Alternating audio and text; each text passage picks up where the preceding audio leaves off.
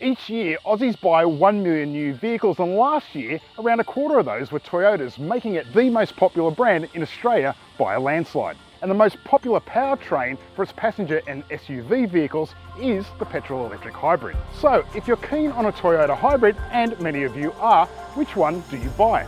So we've put together 9 of Toyota's latest hybrids to find out which one is the best fit for you. And we're going to put them to the test to find out which of these is the current hybrid Goldilocks. We'll also see which of Toyota's hybrids are the most popular and address the hot topic of wait times. We do have an eclectic mix of variants here, so we are going to concentrate more on the model than the trim levels that we have on test. Let's check out the field in order of their list pricing. The most affordable of the field is the no-nonsense Yaris. The compact hatch sits neatly as your first Toyota and could prove to be the cheapest of the field to run. Toyota's smallest SUV, the Yaris Cross, is a compact city runabout pushed up market, promising nice features, big safety, fun road manners and cool styling, and with handsome pricing to match. Next up is the funky CHR, the Euro-engineered crossover that sits between the Yaris Cross and RAV4 in Toyota's lineup and brings a reputation for being a cracking drive. Our sensible Corolla competitor is the Hybrid Sedan, here in buck-banging accent sport trim and what's generally considered to be the more practical sedan body style. Our cut-price Corolla Sedan is joined by the flagship ZR Hybrid Hatch that currently sits as the most fun-filled 5-door of Toyota's current hybrid lineup. Our next model is Toyota's newest nameplate, the Corolla Cross, that's quickly garnered critical acclaim as a fine all-rounder and fast becoming a popular seller here in Oz. Of course, the poster child of the Big T's SUV lineup is the mid-size RAV4 that regularly sits as Australia's most popular passenger car, bar none. The evergreen Camry remains a gold standard choice for buyers who want all-round goodness but don't want an SUV. As a taxi and ride-sharing staple, it's built a fine reputation for dependability. And at the heavyweight end of our field is the 7-seat Kluger GXL, Toyota's largest hybrid offering right now and a model that's popular with regional buyers, big families and grand tourers alike. By the way, this isn't paid content. Here at Chasing Cars, we know that Toyota's hybrid models have some of the longest wait times on the market. So we made this video to help you drive your dollar the furthest. So that's the shape of the field, from most to least affordable. And obviously, the more money you spend, the more real estate that's on offer inside the cars. And speaking of interiors, that's our first test, combining space, tech and comfort. And we'll judge these cars within their own segments instead of simply rewarding the large stuff and penalising the small. The trade-off for the Yaris' city-friendly nature is its compact accommodation, though it is nicely packaged and reasonably roomy. The moderately funky cabin design is, however, a bit cost-conscious, and its 270 boot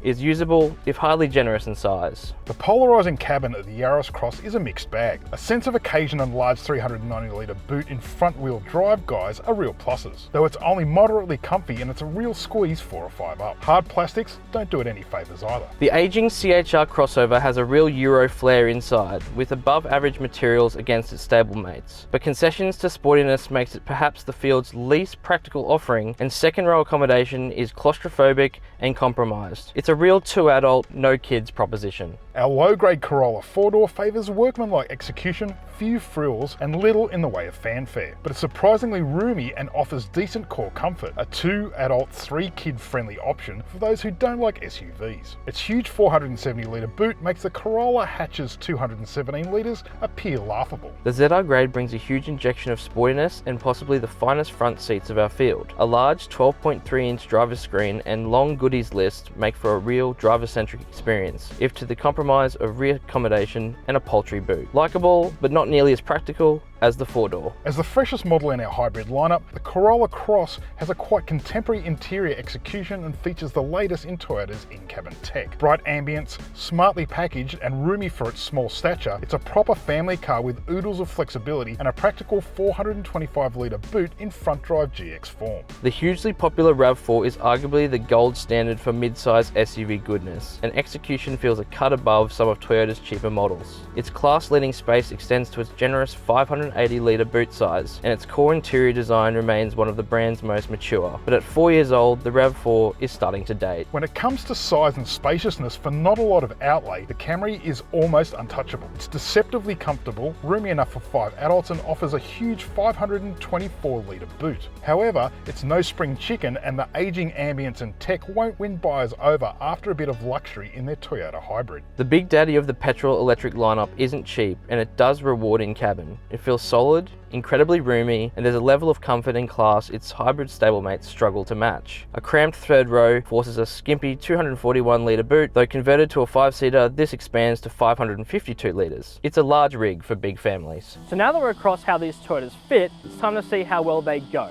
And to do that, we're going to look at the Toyota's hybrid system, as well as how well they balance ride and handling. And we're going to see how comfortable these cars are, and also if they give off any driver enjoyment. The 1.8 litre hybrid system in the Corolla Sedan and the Corolla Hatchback is certainly no powerhouse, but it does serve duty in the small 4-door or 5-door surprisingly well. It suits this model particularly well because the Corolla is underpinned by a chassis that offers quite decent driver engagement, so it's a real bit of a bonus when you put it into a base model. The other nice thing about the affordable sports spec is that its 16-inch wheels actually helps give it really nice ride comfort. Add all those things together and there's a quality to the Ascent Sport that really transcends its buck-banging nature. So what does the Toyota RAV4 actually like to drive? Well, to tell you the truth, it is an excellent all-rounder. It does so many things really, really well.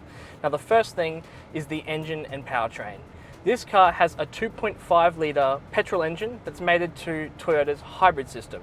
And basically that works to produce 160 kilowatts worth of power. But how does the Toyota RAV4 ride? Well, it's actually really supple and really comfortable. I've been driving it over the last couple of days and it's been an excellent companion just because of how supple and smooth the ride is. And this car is really spacious and it has excellent visibility around all sides, making it really easy to drive. Not only is the Toyota RAV4 easy to see out of, it's also very efficient. So the suspension in the RAV4 is really supple, really comfortable, and it's excellent both in town and on the highway, which is great. So I can really see why the Toyota RAV4 is one of the most popular vehicles sold in Australia. So this entry-level Toyota Yaris Hatch is powered by a 1.5 litre 3-cylinder petrol engine that makes 85 kilowatts and 120 Nm of torque. This is sent exclusively to the front wheels through a CVT transmission. Usually hybrids, they're quite heavy, but with such a small battery, this Yaris Hatch right here tips the scales at just over 1 tonne, which, I mean, is quite light, especially considering the fuel economy that it can get. On top of that, this light curb weight and the relatively small dimensions of this Yaris make it a joy to drive on the road. I mean, it's light, it's zippy, it changes directions well. I especially like the steering because while there's not a heap of feedback that comes through it, you feel kind of connected to the road, and that's something that a lot of Toyota hybrids don't really do, as they kind of get caught up in the whole efficiency thing, and driver feel just goes out the window a bit. Now we're in the Corolla Sedan Hybrid Hatch, and this one here is powered by a 1.8 litre 4-cylinder petrol engine that makes 103 kilowatts and 142 Newton meters. This Corolla here tips the scales at just over 1.2 tonnes, and on the road it does feel like a more solid and bigger car than that Yaris Hatch. I wouldn't say it's a significant margin of difference between the two, but you just feel a bit more safer in this Corolla, and it gives you a bit more peace of mind when you're carting your family around. The same story goes on the dynamic front as well. Whereas that Yaris is light and zippy and it feels like it changes directions with ease, this Corolla, I mean, it's more planted. The steering is a bit, dare I say, a little bit more dull. The Kluger 7-seater is big and heavy and feels as much on road. When it comes to actual road manners, there's really not much to grumble about when it comes to Toyota's largest hybrid. It packs 184 kilowatts and 242 Newton meters for the highest output in Toyota's hybrid range. That energy gives the Kluger an effortless and very much luxurious type of driving character. It's so quiet and refined and spacious enough that it actually feels like you're driving a rolling lounge room. This 4th generation really saw Kluger up its game in terms of both ride and handling. But if there's one down mark, it's its sheer size. It is tricky when trying to negotiate narrow inner city laneways or tight multi-storey car parks. So if you're after an SUV for the urban jungle and don't need the 7 seats, then the Kluger probably might not be the pick for you. So what do I think about the Toyota Corolla Cross when it comes to driving dynamics? Well, this particular car has Toyota's 2-litre petrol engine mated with Toyota's hybrid system. Now that works together to make a total power output of 146 kilowatts. And you know what? It's the perfect amount of power for this car. It's really great for getting up to highway speeds. Now this Corolla Cross does drive a lot like a Corolla, which is good, but it's got extra space It's got really great visibility all around. And as I said before, it's a comfortable drive, which is really important if you are driving on some pretty harsh roads, such as the ones in Sydney, Brisbane or Melbourne. So now I've moved to the CHR Hybrid, and like that ZR Corolla, it's powered by a 1.8 litre 4-cylinder petrol engine that makes 90 kilowatts and 142 Newton meters. And again, like that Corolla, this is sent exclusively to the front wheels through a CVT transmission. And if I'm honest, this CHR right here probably has the most uninspiring powertrain of this whole Toyota Hybrid bunch. It's just a bit wayward in my eyes. This CVT here, when you put your foot down, it seems to rev up to 1 billion and makes a lot of noise, and it's quite frantic for not much performance. But if it does have a redeeming factor, it's just how dynamic this chassis is. Compared to that Corolla especially, it feels like you can throw this car into corners a lot quicker. Let's face it, you're going to be drawn to the Camry because of its big size on a small budget, and it isn't a small car, although it does feel that way because the outward visibility is really quite excellent. But the real surprise highlight is actually how polished it is on road. And while the Camry certainly isn't the most driver-focused car on the road, it certainly is quiet when it wants to be, and the ride is exceptionally good. The Camry fits a 2.5 litre hybrid system, which is quite smooth and surprisingly willing. So all in all, the fairly large four-door makes for a pleasing and comfortable cruiser, if one that ultimately does feel a little old hat on road. So now we're in the Toyota Yaris Cross.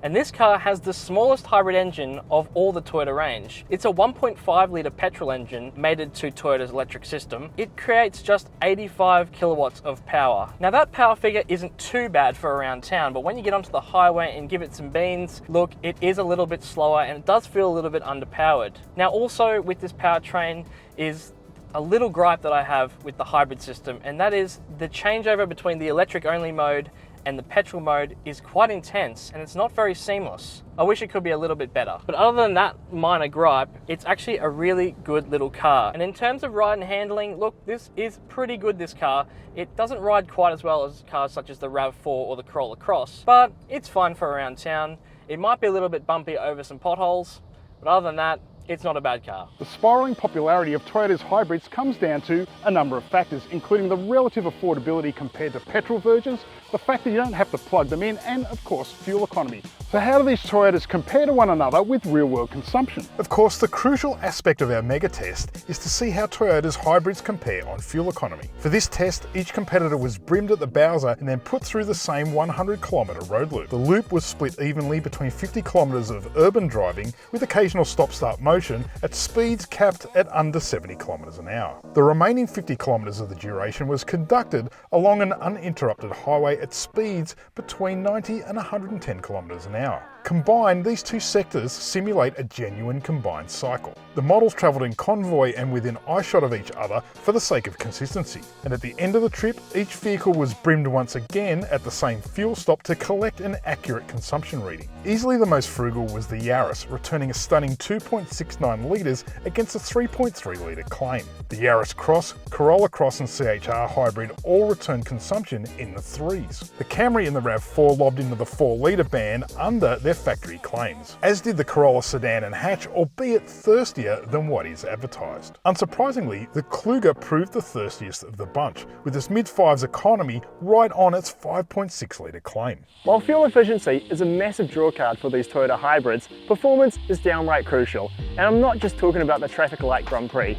Braking is the most fundamental aspect of safety, so we've conducted our own emergency stop test to see which of these models pulls up the best. And because we know that you're curious, we'll also show the 0 to 100 times, but it's worth noting that these will not be factored in to the final mega test result. Using onboard GPS timing and our trusty test track, each competitor is subjected to a full ABS stop from around 110 kilometres an hour to ensure maximum braking is applied through the 100 kilometre an hour threshold. And each competitor got 3 runs to demonstrate its quickest stopping potential. The Camry proved the surprise winner with a dominant low 36 metre best, almost 2 metres shorter than the next quickest competitor, the CHR. Both the Corolla Cross and Corolla Hatch followed in the high 38 metre mark, while the tail tail end saw progressively slower stops from the RAV4, the Yaris Cross, and Corolla Sedan. The big, heavy Kluger's 42-metre stop was the tardiest, taking almost 6 metres longer than the frankly stunning Camry. For sheer acceleration from a standstill, it was once again the Camry that topped the results standings, almost half a second quicker to 100 km an hour than the surprisingly brisk Corolla Cross. The mid-size RAV4 and impressively quick Kluger made it an SUV-heavy affair in the top half of the standings, while the Yaris and some ordinary times from the Corolla pairing and the Yaris Cross rounding out the single-figure passes. For all of its GR Sport addenda, the CHR's 11+ second best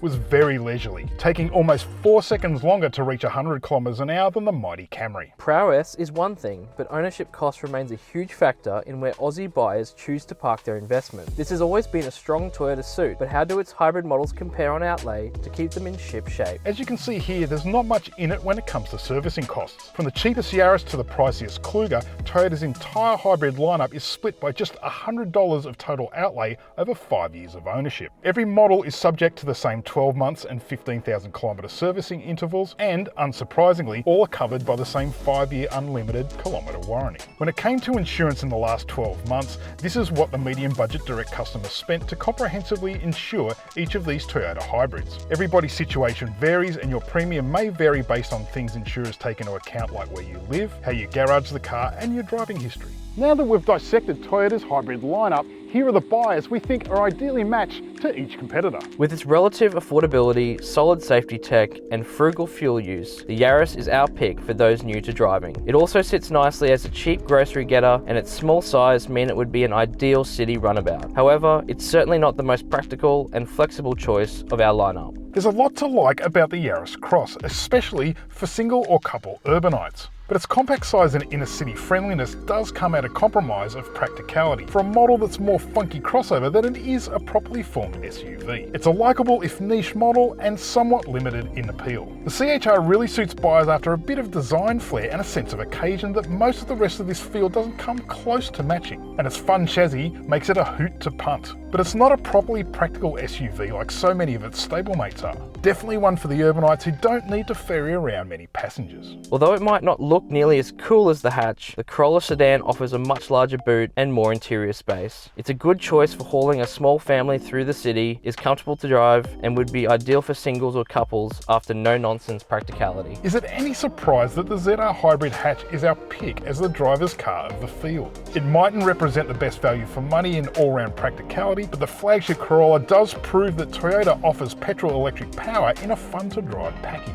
The RAV4 continues to garner critical acclaim for its sweet balance of space and comfort. Add its pleasant driving manner and cheap-to-run nature in its segment, and it's easy to see why it's so hugely popular with Aussie buyers. If you need maximum space and 7-seat convenience, the Kluger GXL is clearly the pick of this litter. But you do pay for it both up front and at the Bowser, and the lack of a front drive option will limit its appeal to some family car buyers. It's big on comfort, but isn't as easy to drive as the RAV4, especially around town. Horses for courses then. But after all of our testing and number crunching, our judging panel has decided that our Toyota Hybrid Megatest runner-up really should be our value for money pick of the field. Our best value for money award goes to the Camry, and that's because there's a lot of metal, glass and rubber for $33.5 grand, and it's only a small step up from the other value leader of the pack, which is the Corolla Sedan. Though it's not the most feature-laden car in the bunch, it's cheap to run, and in terms of fit for purpose, it scores full marks here. So good work, Camry. But there's only one Toyota hybrid model that gets our vote as the best Goldilocks blend of space, practicality, comfort, road manners and value. So is it of any surprise that our Goldilocks hybrid sits right smack bang in the middle of the Toyota range, the Corolla Cross? We've rated it in the past as almost having a perfect blend of spacious interior but small enough proportions that it's fun to drive around town. Consumption is very decent and the ride quality and general comfort levels make it a fine Grand Tourer, but it's also underpinned with a chassis that makes it almost as fun to drive as a Corolla Hatch. And for singles, couples or families, the Corolla Cross really has the broadest appeal of Toyota's hybrid lineup. And that includes buyers on a budget given its relative affordability compared with the RAV4. So there it is, Chasing Cars' first ever Toyota Hybrid Megatest. We can't wrap things up without discussing which of these models are the most popular and the sticky topic of wait times. Despite the widely reported wait times, the RAV4 still remained Toyota's biggest selling hybrid for 2022. The midsize SUV represented 1 in every 3 Toyota hybrids sold last year. Of course, the late arrival of the Corolla Cross last year didn't really make a dent in the sales figures and doesn't truly represent its booming popularity with buyers. So of course, supply and demand is a bit of a moving target, so if you're interested in any of these Toyota hybrids, make sure to check with your dealer for availability. So do you agree with our outcome? Put your thoughts in the comments below. Don't forget to subscribe while you're at it, and as always, thanks for watching Chasing Cars.